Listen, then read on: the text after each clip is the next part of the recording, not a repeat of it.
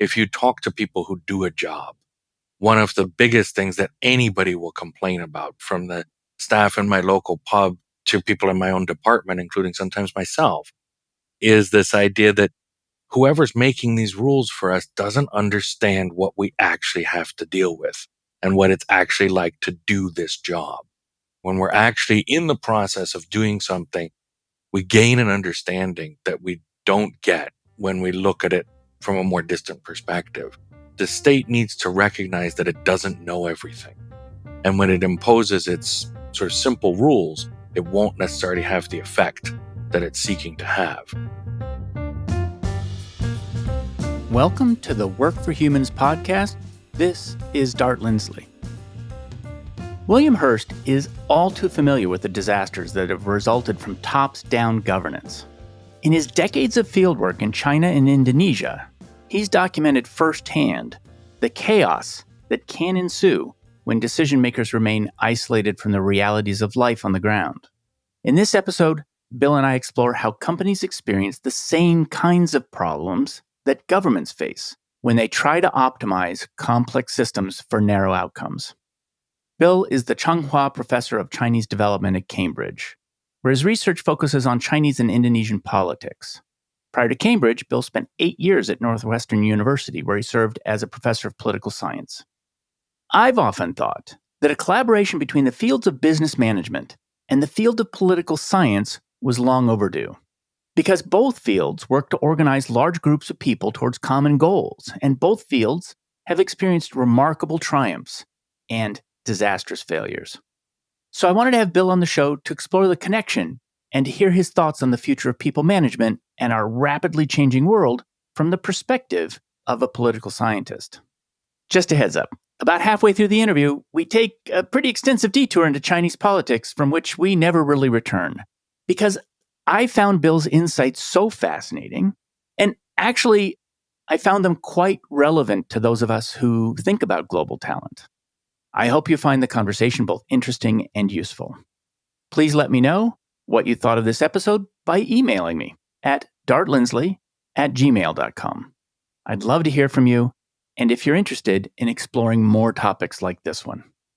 In this episode, Bill and I discuss the book Seeing Like a State and other works by political scientist James C. Scott. We talk about how behavioral economics has overturned our assumption that people are rational actors. We discuss the failure of governments to optimize complex systems for specific outcomes, even when they do it with the best of intentions. For instance, how good intentions led to the starvation of 35 million people in China. We talk about the inseparable relationship between states, coercion, and violence, the limitations of top-down management styles to govern at scale, the unstable future of China's economy, along with other topics. Thank you for joining us today. If you enjoy this episode, please remember to subscribe wherever you listen to podcasts. And now, I bring you William Hurst. William Hurst, welcome to Work for Humans. Thank you. It's wonderful to be here. As I was saying before the show, I feel like we have 2 full podcasts worth of discussion here. I seem to mention the work of James Scott in my podcast about every third podcast because he's been so influential to how I understand the world. And I found you through your writing on his work. What I've learned from reading Scott and what I've learned from reading you is that there's an enormous amount of value that I think business leaders can learn from political science. That there's a corollary between running a country and running a company. And so let's start off by just asking, what is your work? Well, I've worked on a bunch of different things. Mostly I've worked around kind of 3 broad themes and then a 4th addition to that. So the 3 broad themes are labor, law, and land. All things related to politics of labor, politics of law, and politics of land in China and also in Indonesia, increasingly also in Taiwan and Malaysia.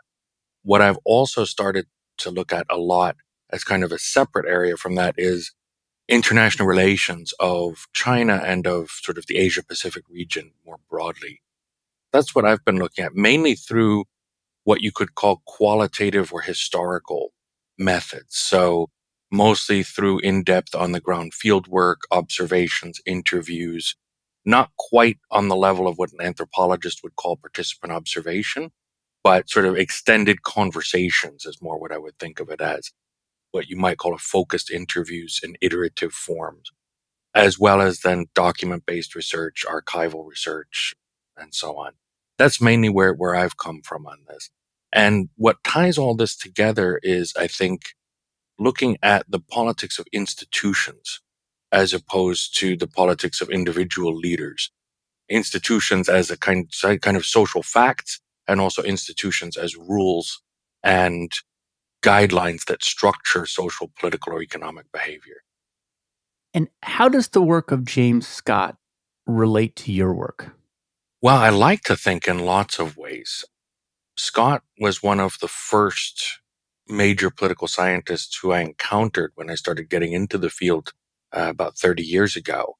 And through reading his work, I came to understand a powerful counterpoint to the kind of theories that in those days were really hegemonic, or I thought were hegemonic at least, which were mostly rational actor models of the world.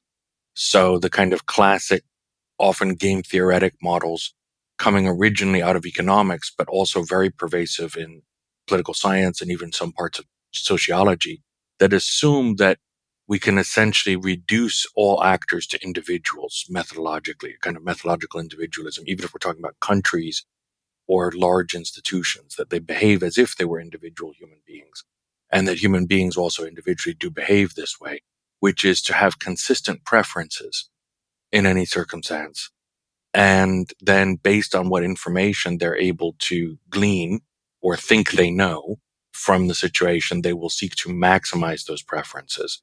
And therefore we can understand each individual's behavior with a kind of utility function.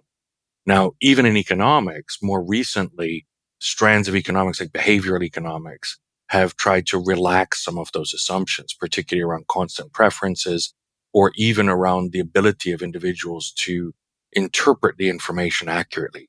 They may know quite a lot, but they don't always interpret it in a way that will lead them to effectively maximize their preferences, even if their preferences don't change. And people's preferences do change. But in the 1980s and 1990s, there really was this kind of assumption that we could model the world this way, and that through doing so, we could arrive at clearer understandings of how people strive for greater efficiency and maximization of returns for themselves or their organizations. And I think what Scott challenges powerfully is the notion that this is a good idea, that even by doing that, individuals, organizations, or states frequently undermine exactly what it is that they're seeking to achieve. And he has two big sides to his work that I'm aware of. And part of that is he studied peasants. And so he went out and he seems to be one of the first people to do this. What he said in one of his books was the history of political science is about studying revolutions whenever it talks about the people. But the truth is, most of history is not a history of revolution. It's a history of much subtler resistance, I think. And then he has the flip side, which is how do states see the people and how do they govern? And so I think the first work that he did was around studying peasants, but I want to talk about seeing like a state, which is one of the books that you've written about. How do you summarize seeing as a state? Oh, it's a big book and it's got a lot of big ideas inside of it. But I think that the fundamental purpose of the book is to critique what Scott characterizes as a kind of authoritarian high modernism. That he talks about the German foresters who plant forests of pine trees or other kinds of trees in neat lines, and that planting the trees in neat lines leads to unhealthy forests, for example. Another example is building highways in the American Midwest. If you build them completely straight, as they started to do, truck drivers would fall asleep and run off the road or crash into each other. So they had to put in jags here and there just to make them even intelligible and navigable, which is, I believe, what's on the cover of that book. And so, there's this sense that the state will seek to draw simple straight lines or clear bright lines around categories in order to make up for its inability to understand, but its desire to know something. So a good example from early in the book is the window tax, which is common in lots of countries, including in the UK, where I live now, or was common. It's not really the way it's done anymore. But because they couldn't assess accurately the square footage of housing, and they wanted to tax big houses at higher rates than smaller houses, they said, all right, we're going to count the number of windows facing the street, because anybody can do that. You walk by and say, okay, your house only has one window, we'll tax you at one rate. If your house has 6 windows, we'll tax you at a much higher rate. And so what people started to do once the window taxes came in is they built houses with very, very narrow doorways that expanded out like sharply sided trapezoids, right? Coming back from the street. So there'd only be a couple of windows on the street, but then the house in the back was much bigger. Or you don't put any windows in the front and just have a solid wall, but you have all the windows in the back, or various games to get around this to fool the state at assessing the tax, because it was very easy to do so. And the state thinks it knows quite a bit and ends up behaving this way and actually distorting behavior in all kinds of other ways. Lots of states do this, from the Soviet Union to the US to all different kinds of other regimes. And by doing that, they actually occlude more than they illuminate and end up behaving highly suboptimally for themselves and causing all kinds of problems for their citizens as well. Yeah, there were a couple things I learned. First, about the forest example, which is that the Germans said, look, it's going to make so much sense. What do we want from forests? We want wood. And so we're going to measure the success of the forest based upon board feet of spruce. And so they said, well, great, but it's going to be so much easier if we plant the trees in rows. We're going to be able to say exactly how many board feet per acre we can produce. It makes so much sense. It's so logical. And we're going to get rid of everything else, all that shrubbery underneath. We don't need that stuff. And two things happened. One is everybody who lived around the forest said, hey, wait a sec. We were using that stuff that was under those trees. We were feeding our cattle. We were thatching our roofs. We were doing all this stuff, getting herbs. And the lesson there is, if you optimize any system for one outcome, it comes at the cost of other outcomes. The first generation of spruce did great, but the second generation didn't grow. And the second lesson there was, if you optimize any system for one outcome, you don't get the other outcomes, but you may not even get the first outcome. And I want to dig into the idea of authoritarian high modernism. I'm not sure that's a concept I could have described 3-4 years ago. It's got two pieces, high modern and authoritarian. I think we get authoritarian. What's the high modern part? High modern in the sense that we could rationalize something and that would produce a positive result. That's how I read that, at least, that if we think of what is modernism or high modernism, it's a quest for rationalization and efficiency. So it's something that, I think many engineers are trained to think this way because that's what makes a good system. But when designing institutions that have to be used by nature or by humans, the good system sometimes crowds out what's actually making it effective, right? So creating, for example, cities on the model of Le Corbusier creates cities that are unlivable, right? Which is why Bruges is so much nicer than Brasilia, supposedly. I've never been to Brasilia and I've only once visited Bruges, so I can't really say if that's true. But if you create a city that has exactly straight streets and clear lines of buildings and is all organized exactly according to a master plan, it will be less organically thriving than a city that comes together as a hodgepodge of footpaths trodden over hundreds of years, even though that hodgepodge city is far less rational and far less efficient. So the idea of modernism, I think, is that there's one thing which is true. We can find out what it is. Once we know that truth, we can design systems around it that will be rational and maximizing pursuit of whatever goods follow from the idea of that truth. And the critique is that we can't really know a singular truth that way. That's a fundamentally hubristic assumption. And then it is naive to think that even if we know what the singular truth is, that we could design an efficient system that would lead us there with no wastage. And so we have to be more tolerant of all of the messy bits at the bottom of the forest or the winding streets of a city that wasn't rationally planned from the get-go in order to reap the benefits that they actually provide that we may not notice if we're not looking for them. Because states are very good at looking for what they can see, but not very good at understanding that there's a lot that they may not see. And so sometimes they'll leap to that in order to cover up weakness in other areas. And I noticed a pattern in what Scott described in Seeing Like a State, which is that step one was, look, I need to govern this complex system. And usually, frequently, from the best of intentions, which is I want to make a better place for people to live. But it's complex and I need to understand it. So I'm going to come up with some simplified model of how I think it works. And I'm going to try to measure that. The next step is, oh, it's messier than I thought. And I'm going to force it. I'm going to try to force it into my idealized model. I'm going to make it measurable. And that's, I think, where the authoritarian comes in, which is, you're not fitting my model. I'm going to make you fit my model, you know? And so there's this crossover from understanding the system, which is legibility, is the word that Scott used, is I'm trying to make this complex system legible. And then there's this crossover into, it's not just about understanding it, it's about making it fit my understanding. Yes. Yeah, that's true. If you've got a sort of standard bin in which to measure odd-shaped things, if they don't fit in the bin, you start cutting off bits of them or twisting them in order to fit them into the bin. So, I mean, Scott seems to love, at least in this book, Greek mythology.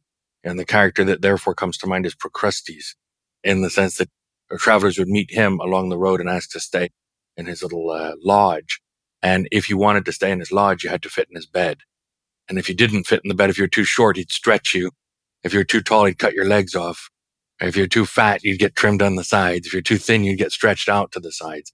And in any case, the travelers were almost all under dead because he was intent purely on fitting them into that bed.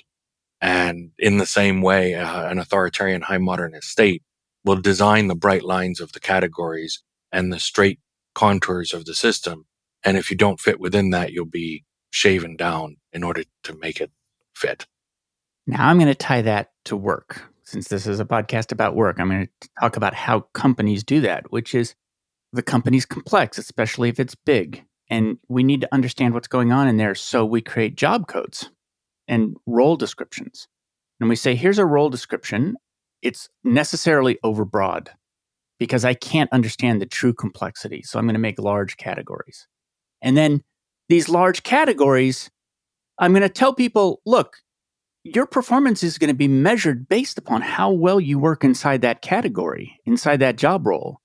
And we're actually going to reward you if you look more like what you're supposed to look like in there. And if you're bigger than that role, we can't really see that. All we can do is measure you against that role. And it's exactly that kind of high modernist mistake. Let me ask something about authoritarianism first. I don't know if political science crosses over into psychology, but there's this assumption that some people seem to have that I can make the world conform through coercion if necessary.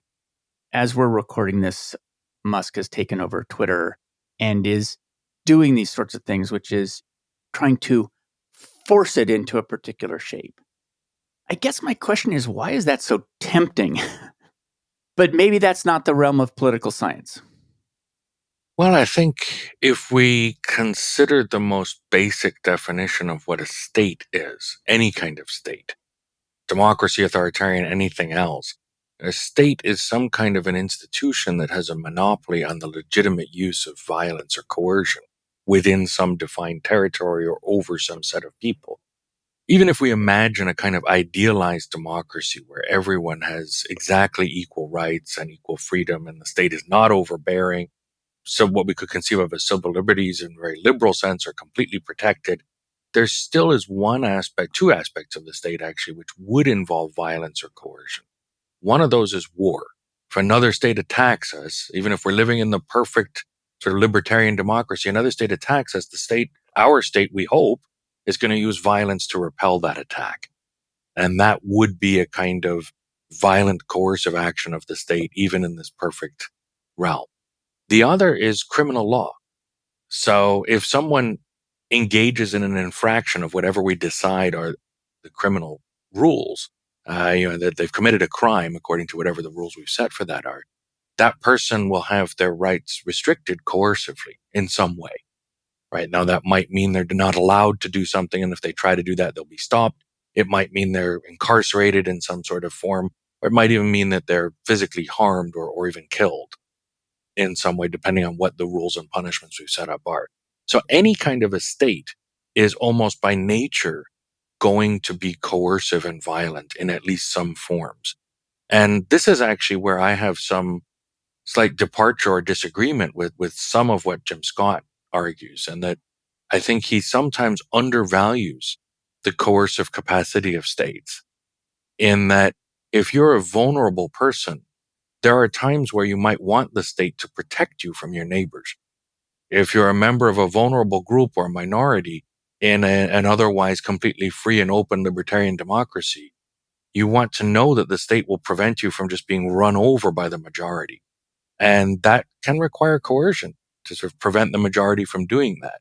And that's not a function which is necessarily by nature authoritarian or high modernist, even though it is coercive. And it does require a kind of rollout of state authority. So there are times where states are always coercive or violent, or where all states are coercive or violent. But I think we could then talk about different types of states and why they do that and why they don't.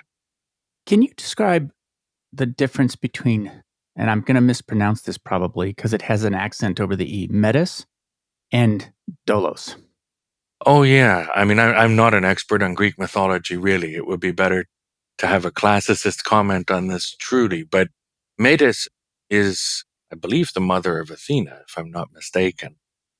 And also, if I recall correctly, she helped Zeus to free his siblings from the stomach of Kronos by supplying him with some agent that would make his father fall asleep or not feel him sort of opening up his stomach and freeing his siblings. And so she's sort of a helper of good things and a purveyor of wisdom in a sort of non-systematic sense, especially as Scott conceives of her. And again, not being a classicist, I'm not really the expert on exactly who Metis is or how we should think about her, but Scott thinks of her as a personification of, I think, a kind of folk wisdom, of sort of unsystematic traditional knowledge that can often be superior to what we think of as systematic or scientific knowledge or understanding of the world. And so he calls upon wise leaders or wise social actors to search for metas and to acquire this kind of more holistic understanding of reality and of social relations that would enable, for lack of a better term, more inclusive governance and more perceptive understanding of how the world really works. Now, if we think about Dolos, Dolos tried to create a fake statue. Again, if I remember correctly, tries to create some fake statues, and people were fooled by this. And this was deemed by others in sort of the pantheon to be a bad thing, except for Prometheus, who took him on as his servant because he thought, that's really clever. You can fool people with those statues. That's a really good copy you made. And so Dolos then takes on this role of being kind of purveyor of false wisdom and engaging in trickery and fraud throughout the mythological world.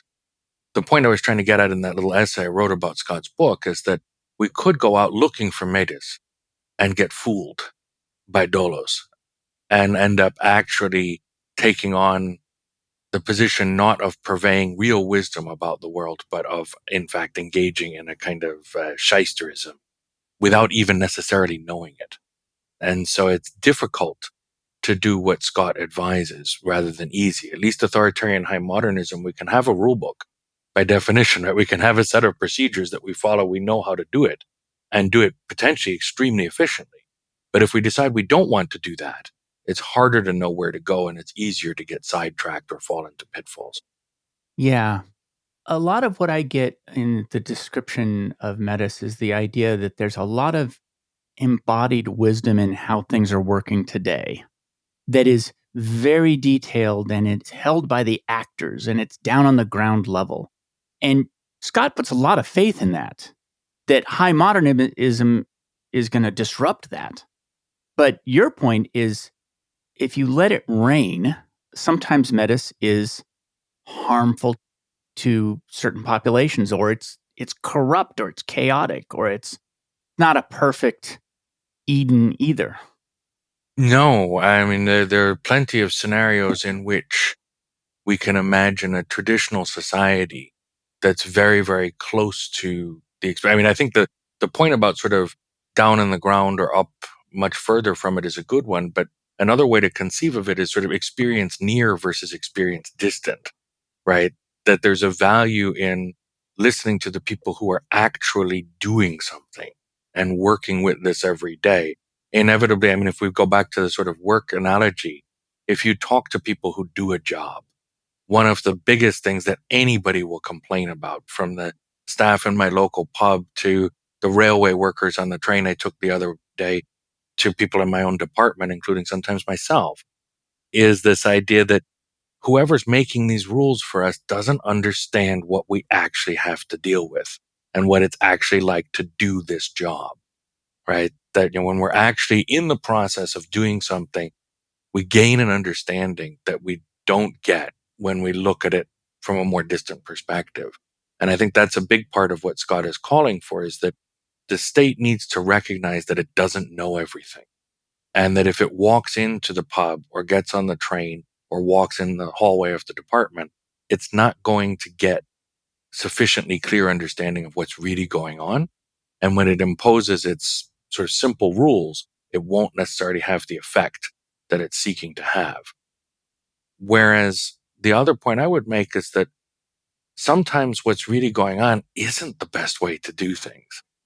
Sometimes it's not the most efficient way. Sometimes it's actually hurting somebody who may not even realize that they're being harmed or discriminated against, or in other ways excluded or undermined, undervalued. And sometimes it takes somebody coming in from the outside and saying, maybe that's not the best way to do things. Maybe you're doing something bad. Maybe you're actually mistreating somebody, or maybe you're hurting yourself by doing this, and you could actually do things very differently. So to me, a better use would be a more of a dialogue, but the dialogue is hard. It's very difficult to sort of see when is it useful, because the other thing to remember, the state can't be there every day, right? No state can be. And this is why I think the authoritarian aspect really comes in, is not just trying to force the world to conform, but eventually if the state recognizes, okay, I don't understand what's going on in this market. People are doing all kinds of things I wouldn't predict that they would be doing. Something is wrong. Let me try to find out what's happening. So how are you going to do that? You have to send people into the market to inspect it and figure out what's happening in different parts of the market and who's doing what and why, and require them to give up information. And eventually you end up extending further and further these sort of tendrils of state control into the market in order to get the information you need to understand what rules you should make, how the rules should be implemented, and why the rules are not being followed, and figure out who's not following them and make them do it. Right? And you get more and more and more state control. But no state is there every single time. Another point that Scott makes is that people will evade those increasingly tight areas of state grasp and sort of run through the fingers of the state wherever they can into other little areas that are less regulated. And no state wants to be there every day. No state can be there every day in every transaction. So recognizing that, where should the state prioritize actually looking? Where are those jobs where somebody who's experienced distant should actually come in and try to figure out what's going on or do something about what's going on? To me, there's no easy answer for that. I'm sure Scott wouldn't have an easy answer either. I think he would probably be more likely to say, well, they should stay out of it. The state should stay out of this situation. The more it tries to get involved, the more it's going to mess it up in some way, even if the best of intentions are present. But sometimes I think that involvement is needed. And when it is, it's not always obvious. In other words, it's a bit of a paradox. How would the state understand when it should get involved and when it should not, without being the sort of all-pervasive, all-controlling state that I think we all agree we don't want? You started to talk a little bit about what it's like when you are close versus distant.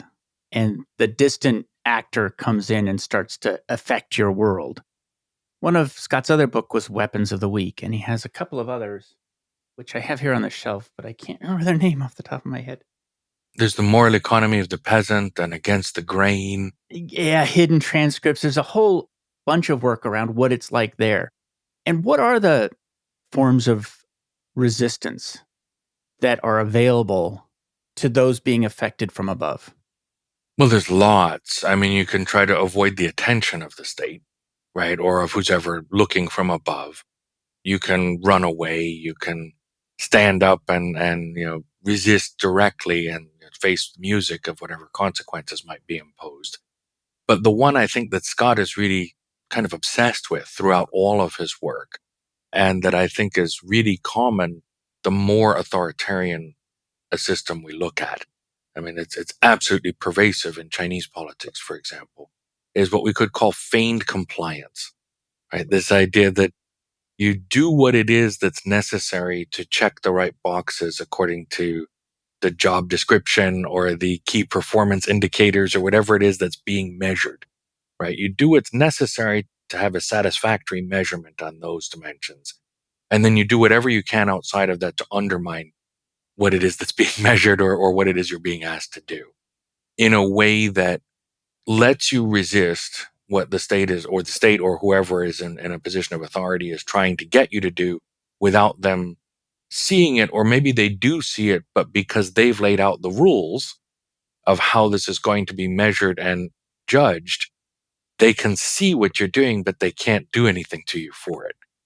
They can see you're not really following the rules, but you are in at least enough of a superficial way that they can't punish you for breaking them.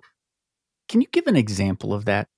Well, there's lots of examples in Scott's work, and Weapons of the Weak, for example, or in hidden transcripts about sort of foot dragging, or famously the servant who spits in the soup before serving it.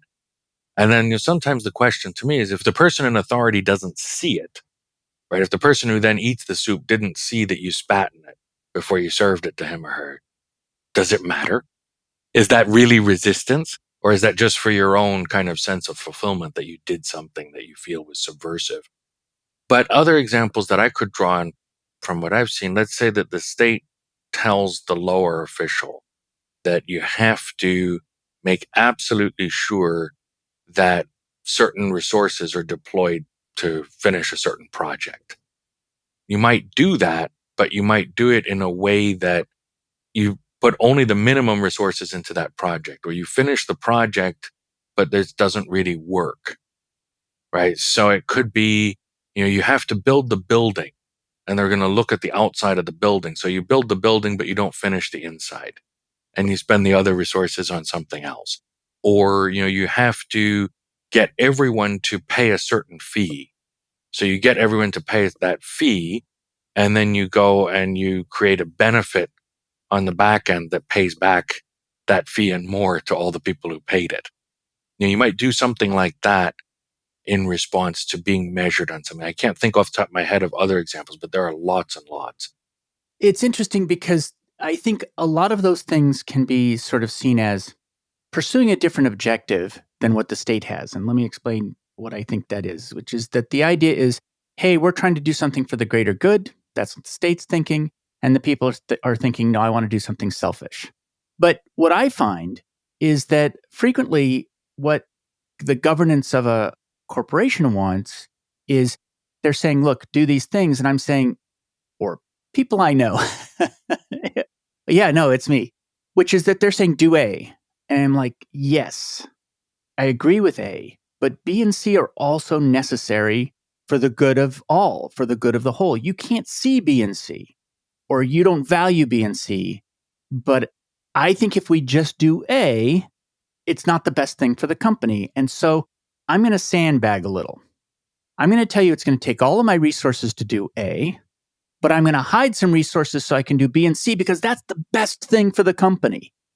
And that's an example. It's not resistance, but it is evasion of the letter of the law, because I think, sometimes we have to look past the letter of the law to the spirit of the law and try to do the right thing.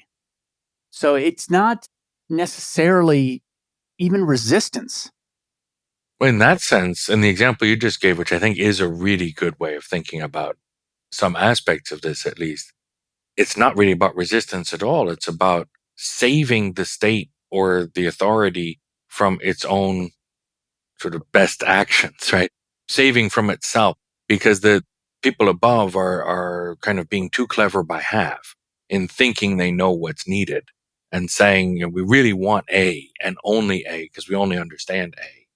We either can't see B and C, or we don't understand them, or we've undervalued them, or somebody else has told us they're not worth doing, or whatever it is. And so if you're actually committed to the idea of doing B and C as well as A, and you know that that's better for the organization, if you succeed in doing it and it makes everything better, the question then would be, does that change the perception of the person in charge?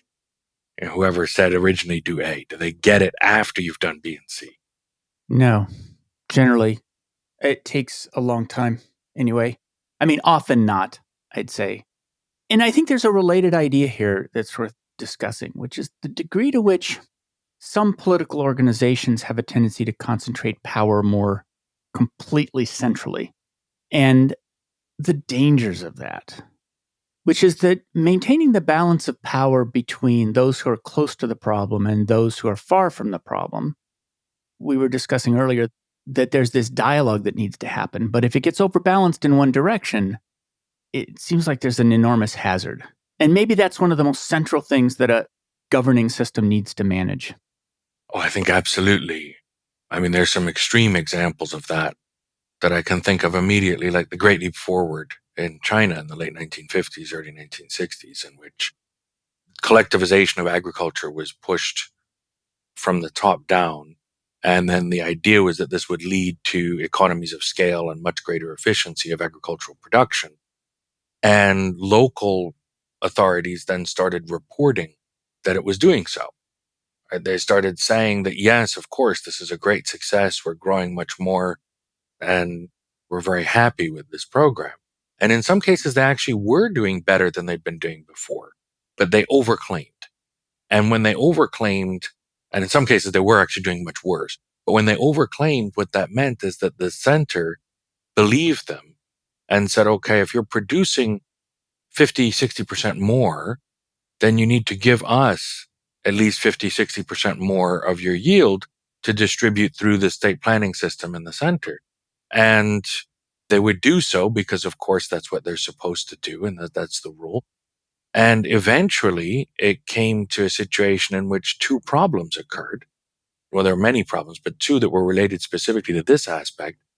One was that everyone was overclaiming, and the local authorities would compete with each other to claim even more, to the point where some were claiming yields, per hectare that were just unfathomably large.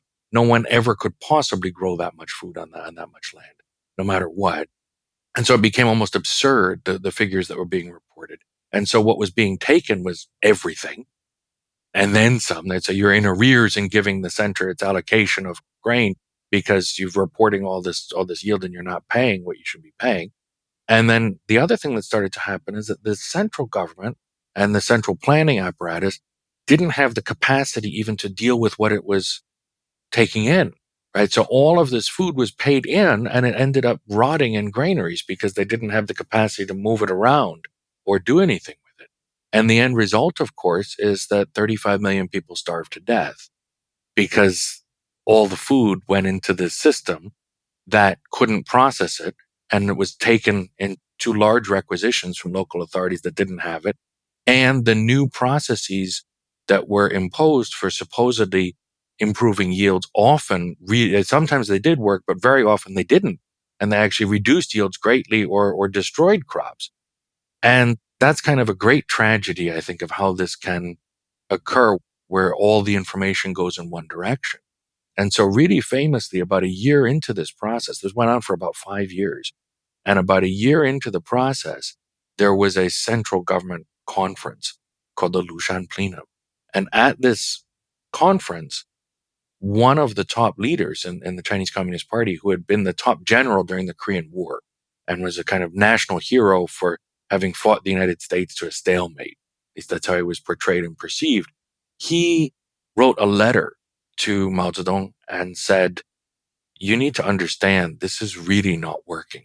What's happening on the ground is dire. And this is what's happening. This is what's going on.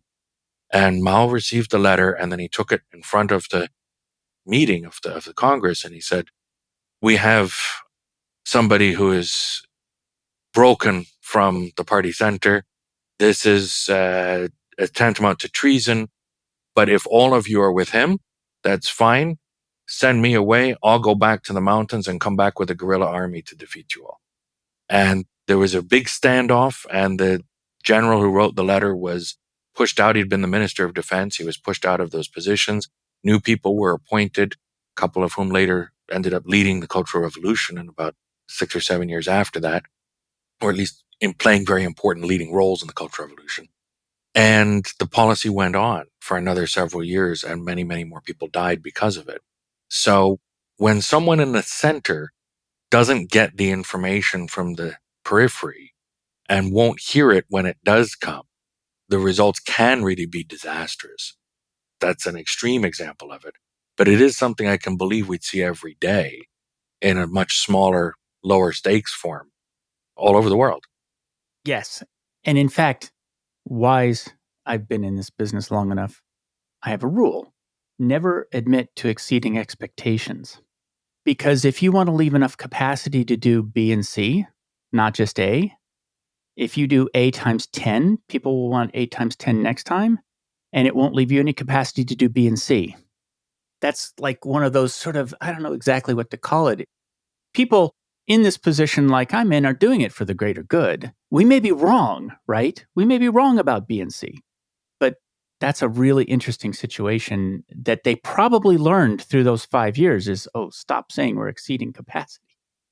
Well, if we go back to your question about A, B, and C in that sense, I think that's a really interesting insight of sort of not admitting to exceeding expectations with regard to A, right? Because otherwise you won't have the capacity ever to do B and C, and you'll just end up being sort of the point person on A forever and ever.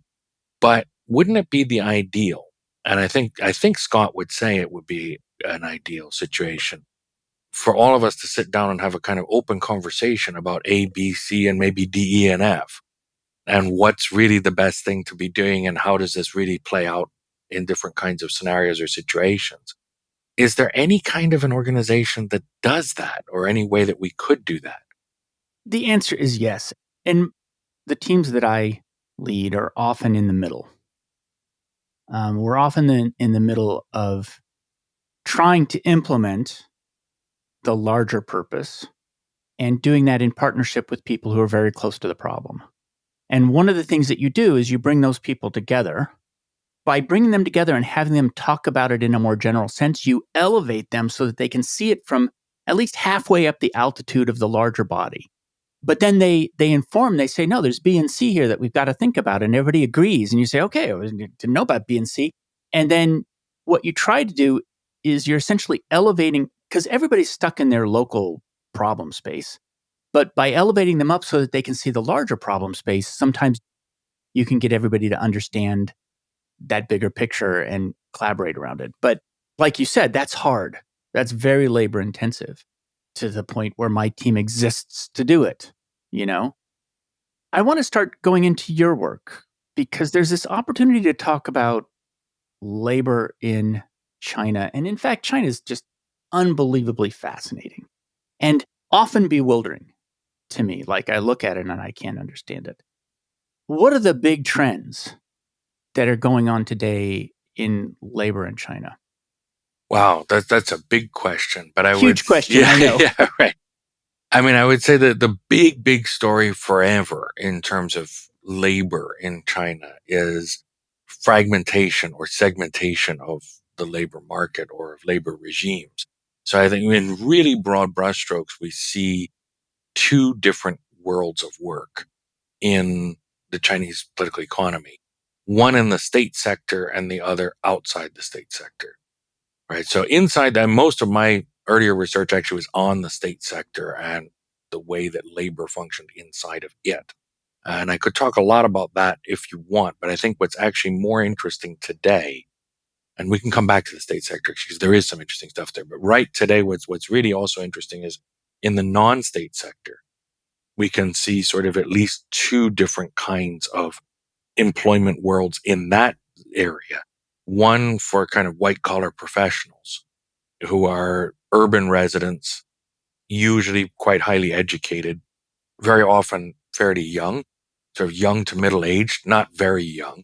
Usually we're not talking about people in their 20s who actually have a really hard time breaking into that labor market, but we're talking more about people kind of in their 30s, 40s, even early 50s, who have, fairly stable jobs and in fact tend to hop jobs all the time.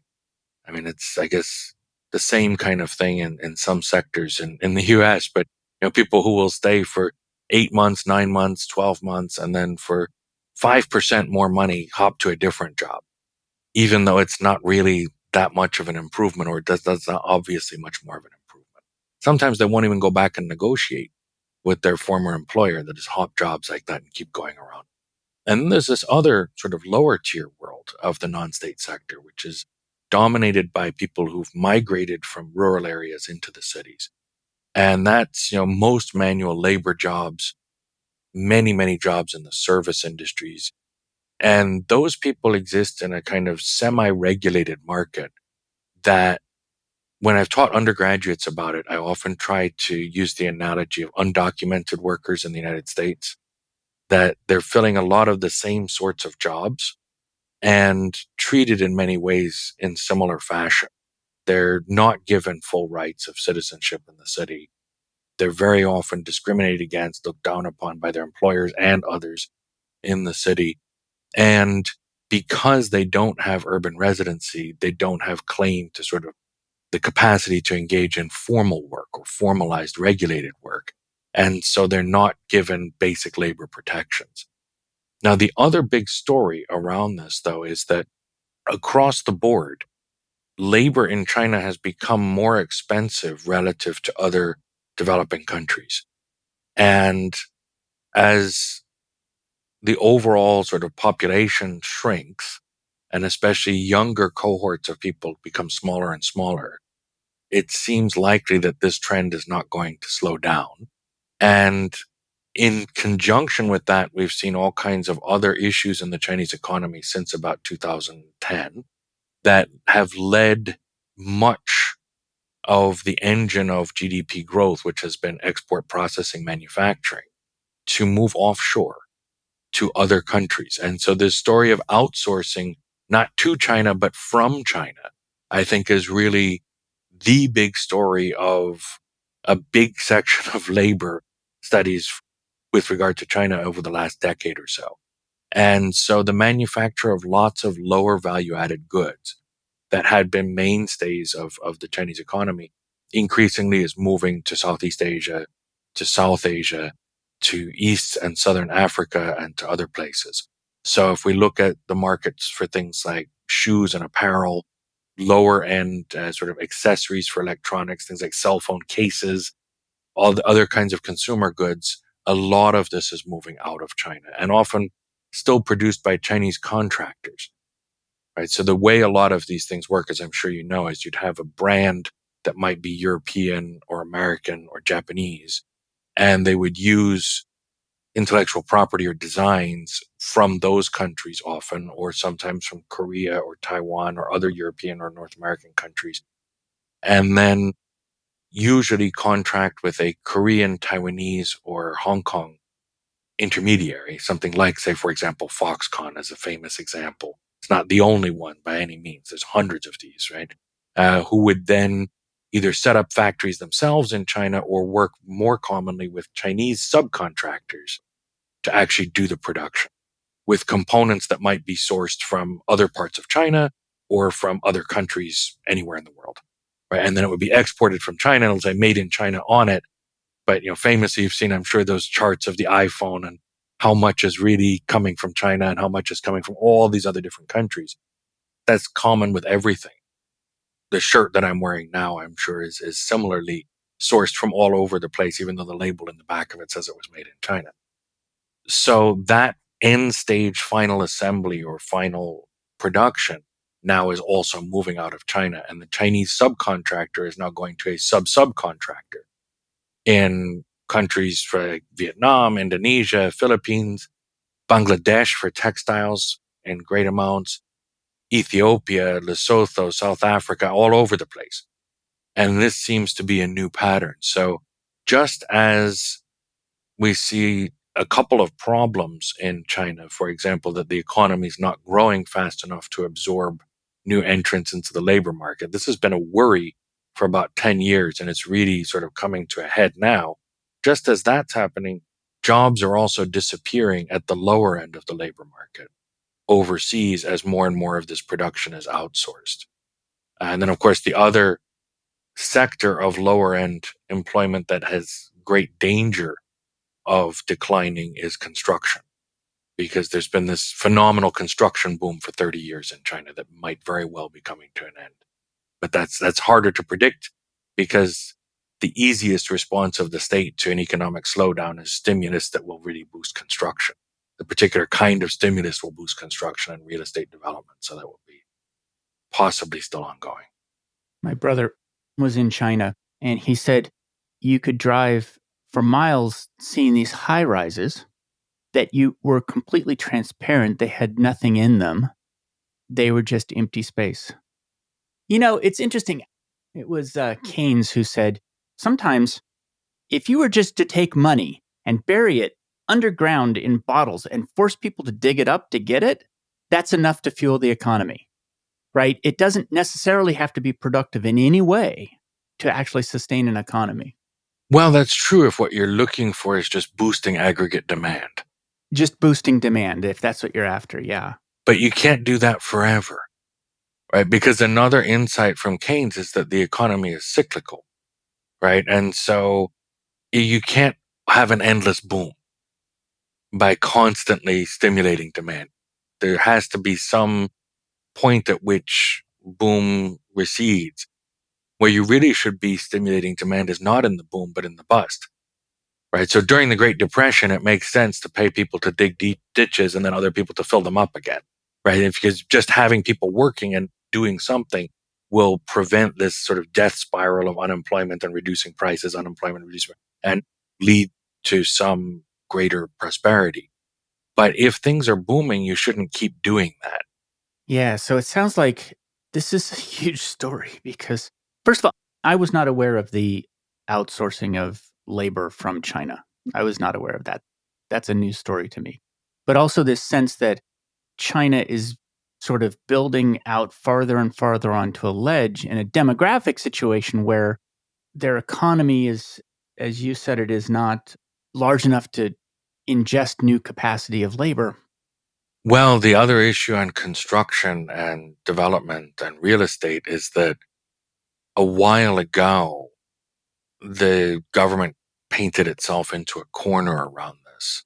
And it's very, very hard to get out of it, because what happened in the 1990s, after a whole bunch of other things changed in different ways from the earlier period in, say, the 70s or early 80s, when you get to the mid 1990s, there were two really fundamental reforms in 1994. There was a fiscal reform and a monetary reform.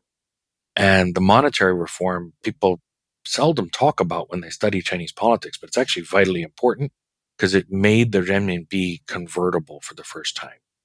And it allowed for people to transfer capital into China and to take profits out of China. And so right after that happened, we see just the floodgates of foreign direct investment take off. And by the end of the decade, China's getting more foreign direct investment than any other country. It's building up all these foreign currency reserves. The great boom of the Chinese economy that goes from about 1994 to about 2008 really couldn't have happened without monetary reform. But the fiscal reform centralized revenue collection. It created a kind of a tax authority, the State Administration of Taxation, the SAT, as it's often abbreviated, which sounds even worse than IRS. But that agency then has branches all the way down to the county level and collects all the revenue into the center. And so previously, about 80% of revenue is being collected by local authorities. After the fiscal reform, 80% of the revenue goes into the central government, who then are supposed to distribute it down. And so it kind of speaks to this seeing like a state problem, and that they distribute it downward according to different formulae that are not always accurate as to what the needs further down the pyramid are. And each level going from the center to the province to the prefecture to the county to the locality, the neighborhood or the village, that trickle down process leaves the people further and further down, more and more left out in terms of the funding they needed to do basic things. And we're talking about local governments, not even individuals, right?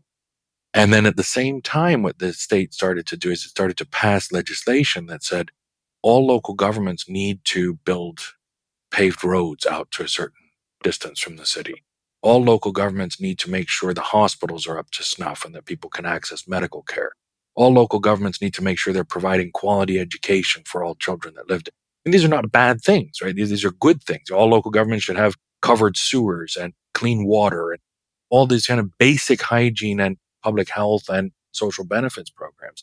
But they didn't give them any money. So they created these massive unfunded mandates at the same time that they were taking away all of the revenue streams. And then as we get into the later part of the decade, the state sector labor reforms and other reforms of state-owned enterprises caused massive unemployment in many cities. They also weren't given money to deal with that. And so local governments were essentially broke and having really difficult times. And so what they started to do was collect illicit fees. They actually had this extra budgetary fees, is what they called them. This caused tremendous public resentment, of course, right? Because the government would suddenly show up saying, oh, in addition to the taxes you've paid, now we want this fee and we want it from you right now. And it's this much. And then I can't point to any written rule that says why you should pay it or how much it should be. So, of course, people didn't like that at all, right? And there's a lot of resistance to that. The central government saw that resistance. And in 2006, Hu Jintao, who's been in the news recently for less illustrious reasons, pushed through new rules that said, you can't do that anymore. Stop doing that, right? Stop shaking people down for all these illicit fees. And by the way, if you live in the countryside, you should be able to go to school for free. So local governments can't charge school fees anymore. You should be offering free school to rural residents. Again, these are good things, right? But then the local governments, particularly in the rural areas, reacted to this by saying, all right, we've got to do something. We can't pay teachers without the school fees. We can't engage in any of these sort of health, welfare, and infrastructure projects without more revenue. We've lost the only source of revenue that was backfilling the hole. So we got to do something. And the one thing they could think of doing was requisitioning land from farmers, paying the farmers compensation at a very low rate, and then selling that land use right or the rights to develop that land to real estate developers. And at exactly the same time, the failing state-owned enterprises in cities, a number of them, this I haven't really done the research on yet. I'm starting to look at this in more detail, but it looks like a number of state-owned enterprises in the city essentially transformed themselves into real estate development companies because they weren't any longer engaging in sort of productive capacity or useful production. And they were losing all their workers and they couldn't pay their costs. And so they go into real estate as a way out of unprofitability. Other firms come in, local governments set up their own real estate developers, and the real estate sector just starts to boom. And so we get to a point by 2010, 2011, where about 70% of local government revenue is coming from real estate development in some form. And the real estate development is in part funded by investment from individuals.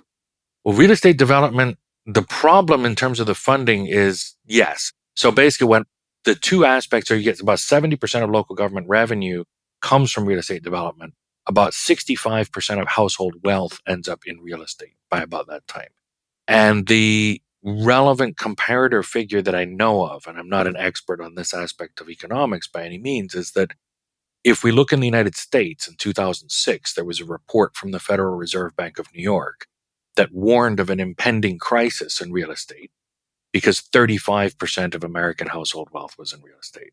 In China, it was almost twice as high by 2010, and it's still getting higher. rather than lower. So people are buying real estate at a prodigious pace in order to park wealth into it, essentially. And the reason they're doing that is because there's no other place to put your money. Right? If you have some money in China, what are you going to do with it? Capital controls mean you can't really move it out of the country, which is what a lot of people would like to do. And the more desperate measures like buying Bitcoin, a lot of people will do that. They'll buy Bitcoin in China, take a trip abroad, cash in the Bitcoin, and buy a house in Vancouver or San Francisco or wherever in order to move money out of China to engage in more productive investment. Because if you keep it in China, if you put it in the bank, it's going to make negative real interest. If you hold it in cash, well, it's going to depreciate as cash always depreciate. If you're going to buy a government bond, it pays even worse interest than the bank savings account. If you invest in stocks in the Chinese stock market, the A-share market, it's incredibly volatile because no one's got any accurate information on these companies. And so real estate became extremely attractive as a place to park your money. Yes, everybody needs a place to live, so people are going to buy a house. But people with more than a bit of money often would own, 7, 8, 9, 10 apartments. And mostly they weren't even renting them out because the secondary market and the rental market are not that good, right? So they were just buying them as stores of value, which is also problematic. But this boom in real estate was indeed fueled by people rushing in to buy real estate because they were looking for some place to store value. Now we've got a situation where the economy is slowing. It's harder and harder to get a mortgage. A lot of banks are having difficulty extending more credit because they want to pull in, they're calling in loans more than extending new ones. And the government's trying to crack down because they realized it's a terrible bubble and so on. But at the same time, they don't want the real estate companies to collapse because if they do, the local governments will have no revenue. And there'll be a lot of people who bought real estate that will be left holding the bag. So, in the face of this, China seems to have gotten more authoritarian. I actually see this in my own work sometimes, which is that people with positional authority sometimes feel that that gives them actual control. But there's a big gap between positional authority and actual control. And so this is a hurricane. It sounds like a building hurricane.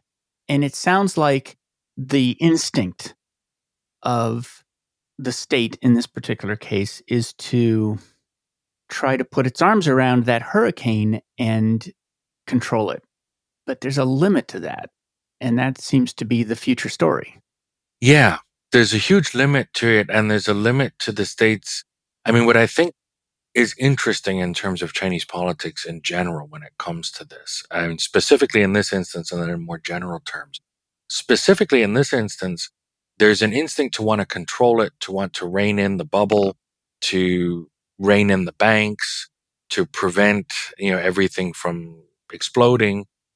But at the same time, there's a realization that doing that will kill the economy. If you do that, the economic growth is going to turn negative. You're going to have all of these bankrupt firms. You're going to have lots of people who bought apartments that never got built who are going to be very angry. And local governments will all be broke. What's going to happen then? And I think you get this tension back and forth. And I'm fairly confident this is playing out behind the scenes pretty dramatically inside the system between those who want to crack down and control and those who want to sort of fuel the boom more so because they're afraid of trying to control because they realize they don't know. Right. And so there's this kind of authoritarian high modern reaction.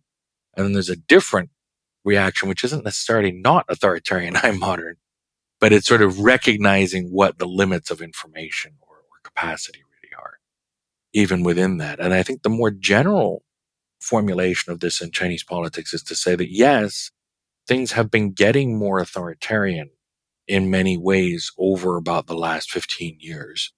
After a period in which they were loosening, they've been tightening since about 2007 and sort of increasingly so, kind of going up this spiral. But at the same time, we've seen a reinvigoration over the last 10 years of a concept by Xi Jinping called the mass line. And the mass line can be criticized as kind of a hollow concept, but if we take it at face value, it's exactly this idea that those who sit atop the system or in positions of leadership need to understand the reality that is experienced near for those who are at the bottom of the system. So it's important to regularly engage in a meaningful way with farmers and workers and ordinary people, and not to lose sight of what the on the ground reality is. Of course, if is that just lip service? Is it done effectively?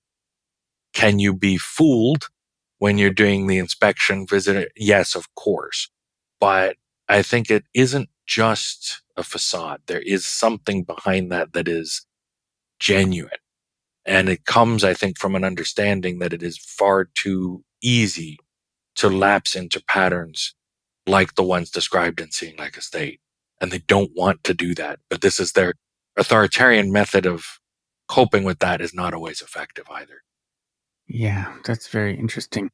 This actually makes me want to turn this show into a general analysis show instead of a show on work. I'm sorry, I've gotten too sidetracked from work. No, because I always want the conversation to go where it wants to go. And this is where I want it to go, because it is a little bit like watching a disaster movie or something. It's scary and it's thrilling but it's not. It's deadly serious, So there's a question I normally ask at the end of this show, which I haven't prepared you for. So I'm going to give you a little bit of a preface for this. The reason I ask this question is that a lot of the premise of the show is that we have misunderstood our business models.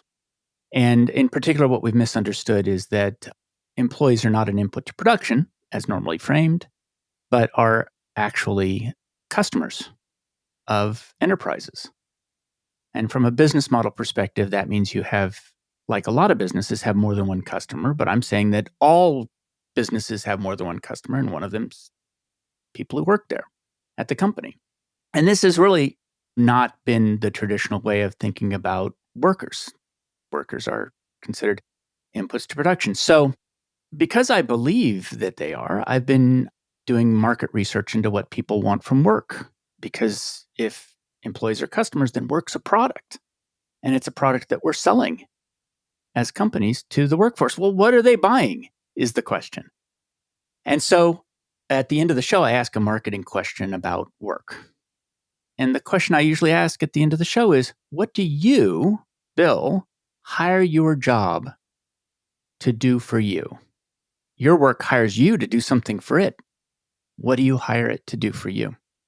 And let me make sure I understand the question, because it's not a trick question, but it's tricky in that it's not something most of us have thought about in great detail on a day-to-day basis, right? So I think if I understand it, what you're asking me is, what is it that I'm buying? If I think of myself as the buyer, not seller of my own labor power in that sense. So what am I buying from that? Or what am I trying to get for myself out of taking this job versus a different job versus something else? Is that about Yeah, accurate? that's exactly it. That's exactly it. If I'm somebody who's designing work for you, I need to know what you're trying to get done with work so that I can design it better. Right. I mean, I think famously, I've had this conversation, and others have as well, with, in fact, Jim Scott, to bring it back to him, about how do you measure success as an academic or as anything? How do you deem yourself to be successful in your job? And what he's always said, pretty consistently from what I can tell from talking to other people who've also had the same conversation, is that he measures success by the percentage of his work from which he does not feel alienated. And the more work that one does that is not alienating, or from which you don't feel alienated, the better. Now, I think what that would mean would be that, like everyone, there's a lot of things I have to do for my job that I don't find especially meaningful. Not that I don't find them pleasurable. Some of those things can be fun, and some things that aren't fun or that are really unpleasant can still be meaningful. And it's a question of, is this meaningful or not? Let me think about it from another angle. This is a really hard question, actually. It's really sort of makes you think in an interesting way. A different angle would be to say, I often think about different kinds of work and different kinds of tasks. And I think it's useful to divide them along two attributes, sort of what is difficult and what is tedious. Right? If we think in sort of negative terms about it, on the one hand, I'd like to do things that are really meaningful, but let's think negatively, what's difficult and what's tedious. And I think something that is tedious but not difficult is bearable but not meaningful. In that sense, like it's fairly easy to, fill in some forms or do whatever it is that I've got to do to sort of pass the benchmark markers of whatever it is, but it's boring, right? It's not interesting at all. Something that is really difficult but not tedious is the stuff that I really like to do. That's what I find really meaningful when I can sit down and actually work on something that I want to be working on. That's what I would gravitate towards is working through a problem, doing research about something, gaining information, thinking something through. That could be really fun and meaningful, but it is difficult. Because if it's not difficult, it's not interesting. And then the things that I always would really want to avoid are the things that are both difficult and tedious. And so I always think the best analogy for that is, say, filing tax returns. I find that fairly difficult because I don't know much about it, right? I'm not an accountant or an expert on tax law or anything like that. So every year I have to study a fair bit to learn how to do it and figure out how to do it correctly. And that's not easy. That's quite difficult. I also find that intensely boring, which is why I'm not an accountant or a tax lawyer, right? So for me, it's also very tedious. So that combination of being tedious and difficult, I think, is drudgery at work, which is what I would run from. I think if I ever found myself in a job that I found both difficult and tedious, I'd want to be out of it. And then I think the final category of neither difficult nor tedious, that's a hobby. I wouldn't do that for work because it wouldn't really be meaningful, right? If there's something that was fun and easy and enjoyable and somewhat interesting, that's playing more than working in a sense, because work has to have an element of difficulty, at least in my mind. I don't know if that answers your question at all. Totally. By the way, you've created a whole new 2x2, which is Yeah. great. Yeah. Because now I can see it. It's got difficult and tedious. It's hard for me to think without 2x2s, actually. It's a 2x2, right? And so I'm trying to figure out what pushes something from tedious to difficult. Like, at least in my mind, I see the categories as independent of each other. And that, yeah, they are independent. Yeah. I guess I'm trying to understand the tedious scale, which is some people would think that field research in China, talking to 100 people, is tedious. yes, So there's something that pushes that for you into difficult. I honestly think for each person, this is going to be different, right? In the sense that what you find tedious, I might not. And what I find really difficult, you might find very easy. It would depend on like each individual person's sort of skills and proclivities. And I also suspect that different people would have a different tolerance level. I think, if I look at other people that I know, if I've known them for a long time, or if I think I understand them at least a little bit, I would say that compared to most of them, I have a pretty low threshold for tolerating tediousness. Whereas a lot of people seem to have a very, at least from my perception, very high threshold for it. They don't mind doing something over and over that isn't particularly challenging or interesting, at least from my perception. Whereas some other people probably have an even lower threshold for tediousness. And some may have a lower or higher threshold for difficulty. There's always a point where I think anybody, when facing something that they find difficult, will say, I give up. It's just too hard. Why bother? Like, this isn't worth it. No matter how meaningful, no matter how interesting, this is just too difficult. I'm not enjoying this. But I think where one hits that is going to be different for each person and maybe for each thing. Like, you might have a different degree of difficulty that you can tolerate when doing X versus doing Y. I don't know. I haven't thought about this systematically enough, but Most of us don't, which is why it's an interesting question. So we're at time, and I just have so enjoyed this conversation. I really have appreciated talking to you. It's been great. Thank you very much. I've really enjoyed it as well. I feel like, part of what I do in the show is I bring in people from radically different disciplines to talk about this space of work. I feel like political science is largely untapped by businesses, not appropriately tapped into by business leaders. I think that's probably true. I think the reverse is also true. I think to the extent that political scientists or academics generally have tried to tap business, they've tapped exactly the wrong aspects of business. Well, thank you. I hope we talk again. I would love sometime. that, actually. That'd be a lot of fun. This was great. And it would be really good to do that, whether in a more focused way about work, if you want, or in a more general way, or about something else. That'd be a lot of fun. Well, thank you very much. Fantastic. Thank you. Thank you very much. Thanks for joining me for another episode of Work for Humans. If you enjoyed this episode, please give us a 5-star rating wherever you listen to podcasts. And share the show with one person you think would get value from it. Believe it or not, this really helps us grow the show and reach more people who want to build the kind of work that people really want. As always, thank you to my producer, Jason Ames at Ninth Path Audio, for his insights into content and his high standard for quality. Final note, the opinions shared here are my own and not the views of Google or Cisco Systems. Thanks again for listening. See you next time.